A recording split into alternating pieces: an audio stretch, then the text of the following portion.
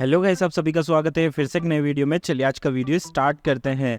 इस वीडियो में मैं आपको बताने वाला हूं कि आरटी के फॉर्म जो है वो निकल चुके हैं और उसे फिलअप कैसे करना है और आपको क्या क्या डॉक्यूमेंट्स की रिक्वायरमेंट होगी वो सारी बात करने वाले हैं फॉर्म फिलअप करते टाइम। तो सारी चीज़ मैं आपको प्रोसेस इसमें बताने वाला हूं।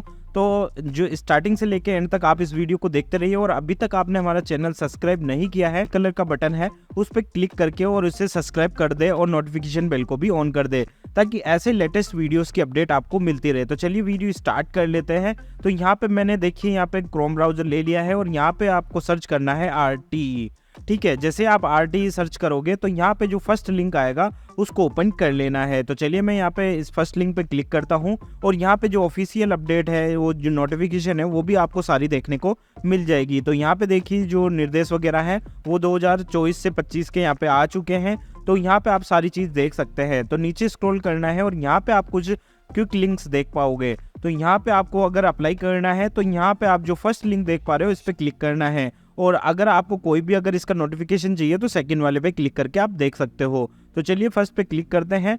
तो यहाँ पे जैसे क्लिक करूंगा तो यहाँ पे कुछ नोटिफिकेशन आपको आ जाएगा और यहाँ पे इसको पढ़ लेना है, रीड कर लेना है अच्छे से। तो चलिए बात करते हैं नीचे चल के। तो यहाँ पे देखिए कुछ स्टेप्स में आपको फॉलो करनी होगी और उसी स्टेप में यहाँ पे पूरा डॉक्यूमेंट सबमिट होगा। तो यहाँ पे फर्स्ट जो जानकारी है वो सामान्य जानकारी आएगी, फिर स्कूल चयन की बारी आएगी, फिर यहाँ पे आवेदन स्कूल आएंगे, फिर यहाँ पे प्रीव्यू एंड लॉक आएगा, आपको पूरा दिखाई देगा, उसको लॉक कर देना है अच्छे से चेक करके। फिर यहाँ पे प्राथमिकता सूची जारी कर दी जाएगी, जैसे ही जारी होगी तो वो वेट कर लेना है, मतलब भर के आपको सारी चीज़ें करके वेट करना है। वो लॉक होने के बाद में आपको पता चल जाएगा कौन सी स्कूल में कितना नंबर आपका आया है। फिर आपको स्कूल में जाके रिपोर्टिंग करनी है। रिपोर्टिंग करने के बाद में अगर डॉक्यूमेंट्स में कुछ कमी पाई जाती है तो वो आपको डॉक्यूमेंट्स अपलोड करना होता है। फिर यहाँ पे लॉग आउट का ऑप्शन दे रखा है, तो यहाँ पे लॉग इन लॉग आउट का ये ऑप्शन होने वाला है। तो चलिए ये हो चुकी है ऊपर की टैब की बात कि क्या क्या ऑप्शन आपको देखने को मिलने वाले हैं और कितनी स्टेप में आपको फॉर्म भरना है। चलिए अब यहाँ पे आती है मेन मुद्दे की बात, यहाँ पे क्या क्या भरने होंगे वो सारी चीज़ बात कर लेते हैं। तो यहाँ पे आ रहा है प्रवेशार्थी की जाति। तो जाति आपको भरना है, ओबीसी में आते हो, सामान्य में आते हो, SC ST में आते हो, SBC में आते हो, जो भी आता है आपके जो भी लगता है तो वो आपको यहाँ पे सेलेक्ट कर लेना है। जैसा कि मैं आपको सारी कैटेगरी में यहाँ पे आपको सारा बताऊंगा कि किस तरीके से आपको भरना होगा। तो मैं सबसे पहले सामान्य में बताऊंगा कि सामान्य में आपको क्या क्या रिक्वायरमेंट होगी। यहाँ पे मैं डेट यहाँ पे दे देता हूँ। ओके, मैंने यहाँ पे डेट दे दी है, यहाँ पे आय दे दी है, यहाँ पे अनाथ की स्थिति तो नहीं। यहाँ पे अगर आपके कोई अनाथ वगैरह हैं तो उसका भर रहे हो तो अनाथ में हाँ करना है, नहीं तो नहीं। ठीक है, और यहाँ पे बालक के माता पिता अगर कैंसर से पीड़ित है या HIV से पीड़ित है तो हाँ करना है, नहीं तो नहीं। अगर आपके अप्लाई होता है तो आपको यस ही करना है, नो नहीं करना है। क्या आपके बालक माता पिता युद्ध विधवा हैं तो नहीं, अगर है तो आप यस करना है। लिंग तो यहाँ पे पुरुष है तो पुरुष और स्त्री है तो स्त्री। तो यहाँ पे मैं एक गुड़िया का भर रहा हूँ तो वो यहाँ पे अप्लाई कर देता हूँ। फिर यहाँ पे विकलांगता की स्थिति तो यहाँ पे नहीं, अगर आपके है तो यस करना है। BPL की स्थिति नहीं। और यहाँ पे पात्रता जांचे, जैसे आप पात्रता जांचे तो अगर आपकी डेट ऑफ बर्थ में कुछ भी इशू होगा, जैसे ज़्यादा का होगा तो भी नहीं लेगा, कम का होगा तो भी नहीं लेगा। तो सारी चीज़ यहाँ पे हो चुकी है। तो यहाँ पे ग्रीन आ चुका है, मतलब ये एलिजिबल है। तो यहाँ पे सेकंड ऑप्शन खुल जाएगा अगर एलिजिबल होगा, अगर नहीं होगा तो यहाँ पे नहीं हो खुलेगा। ठीक है, अब बात कर लेते हैं सेकंड। तो यहाँ पे जो प्रवेशार्थी का नाम है, मतलब स्टूडेंट नेम है, वो यहाँ पे फिल करना है और यहाँ पे आपको आधार कार्ड देना है। यहाँ पे मतलब नॉर्मल डिटेल है, ये आपको फिलअप कर लेनी है, कोई भी इतना इसमें कोई भी मतलब चेंज करने लायक या फिर बताने लायक नहीं है। तो सारी चीज़ें आपको यहाँ पे फिलअप कर लेनी है। बात करते हैं मेन डॉक्यूमेंट्स की। तो यहाँ पे बच्चे की फ़ोटो यहाँ पे डाल देनी है। फ़ोटो की जो साइज़ रहेगी वो 20 KB रहेगी और जो पिक्सल्स रहेगा वो 525x420 यहाँ पे पिक्सल होने वाला है और JPG फॉर्मेट में आपको रखना है। ठीक है, तो यहाँ पे ये जो चीज़ें दे रखी है वो काफ़ी इंपॉर्टेंट है और आपको इसी के हिसाब से अपलोड करना होगा, अपने हिसाब से अपलोड नहीं करना, नहीं तो ये अपलोड नहीं होगा। ठीक है, अब यहाँ पे बात कर लेते हैं कि जैसे मैंने यहाँ पे ऊपर सामान्य सेलेक्ट किया तो क्या क्या यहाँ पे दस्तावेज आपको देने होंगे।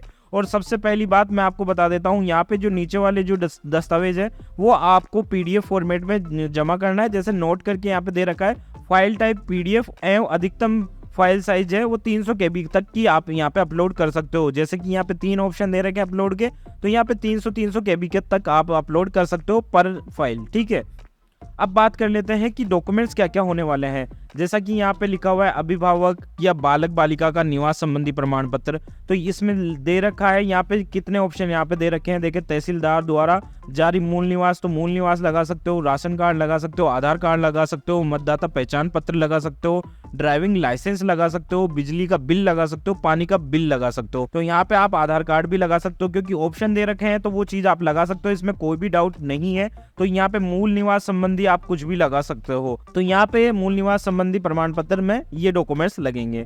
अब चलिए सेकंड की बात कर लेते हैं, बालक बालिका की आयु संबंधी। तो आयु संबंधी में भी देख लेते हैं कि क्या क्या होने वाला है। पंचायत, ग्राम पंचायत अथवा नगर पालिका, नगर परिषद में जन्म प्रमाण पत्र, ठीक है। अगर बच्चे का जन्म प्रमाण पत्र वो लगा सकते हो, या आधार कार्ड लगा दो। सबसे बढ़िया है कि आप आधार कार्ड लगा दो। अगर बच्चे का आधार कार्ड नहीं है तो उस कंडीशन में आप ये जन्म प्रमाण पत्र भी लगा सकते हो। जो हॉस्पिटल के कागज होते हैं, जैसे बच्चा जन्म लेता है तो उसमें हॉस्पिटल से कागज दिए जाते हैं, बच्चा कब जन्म लिया, कितनी तारीख को लिया, तो आंगनवाड़ी से भी लिखवा के आप लगा सकते हो। उसमें सब चीज आ जाती है कि कब पैदा हुआ था, क्या हुआ था, वो सारी चीजें उसमें आ जाती है।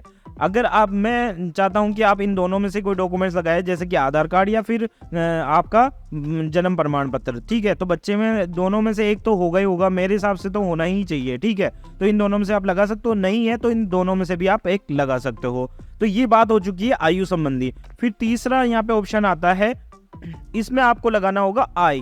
तो यहाँ पे आय जो है वो आपकी 2.5 लाख से कम होनी चाहिए, जैसे कि मैंने पिछली वीडियो में बता दिया है पूरा कि कैसे क्या लगने वाले वो सारी चीजें, ठीक है। तो 2.5 लाख से कम होनी चाहिए वो चीजें, यहाँ पे आय प्रमाण पत्र बनवा लेना है और यहाँ पे अपलोड कर देना है। तो ये तीनों चीज लगने वाली है। अब बात करते हैं कि सामान्य की बात हो चुकी है, तो अब ओबीसी की बात करते हैं।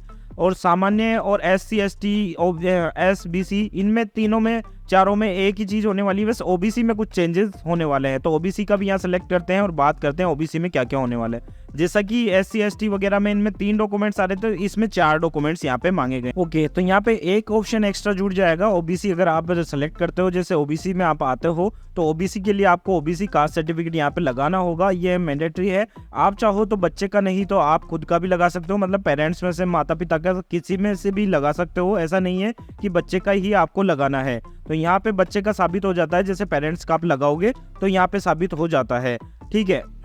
तो यहाँ पे ओबीसी वाला मैंडेटरी है। अगर ओबीसी आप सेलेक्ट करते हो तो ओबीसी जो है वो लगेगा, आपका ओबीसी सर्टिफिकेट यहाँ पे लगने वाला है। ये हो चुकी है आपकी मेन डॉक्यूमेंट्स की बात। अगर आप SC ST मतलब ओबीसी को छोड़ के किसी भी कास्ट में आते हो तो आपके 3 डॉक्यूमेंट्स लगने वाले हैं, और अगर आप ओबीसी में आते हो तो 4 डॉक्यूमेंट्स यहाँ पे लगने वाले हैं, ठीक है। अब आपको पूरा चीज समझ में आ चुका है। अब इनमें कुछ भी नहीं है, आपको सारी चीज भर लेनी है सही सही।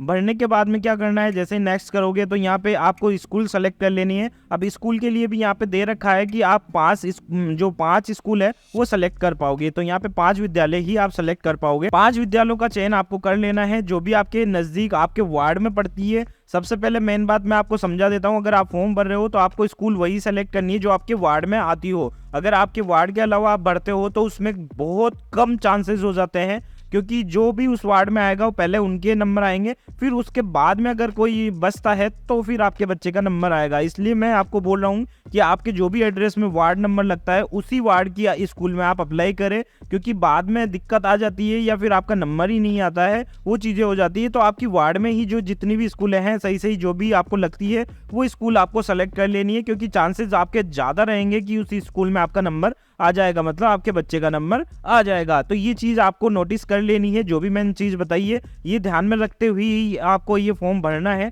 सारी चीज़ आपको मैंने बता दी है, और आप बाकी इसमें कुछ भी ऐसा नहीं है जो आपको समझ में नहीं आया हो। फिर भी आपको अगर कोई ऐसा रहता है तो वो आपको यहाँ पे मुझे कमेंट बॉक्स में कमेंट करके बता देना है, ताकि मैं उसका भी आंसर कर पाऊँ अगले वीडियो में। आई होप आपको वीडियो अच्छा लगा होगा। अगर अच्छा लगा तो प्लीज दोस्तों लाइक शेयर कीजिए, कमेंट कीजिए और ज्यादा से ज्यादा इस वीडियो को शेयर कीजिए। थैंक यू दोस्तों, बाय बाय, टेक केयर, जय हिंद, वंदे मातरम।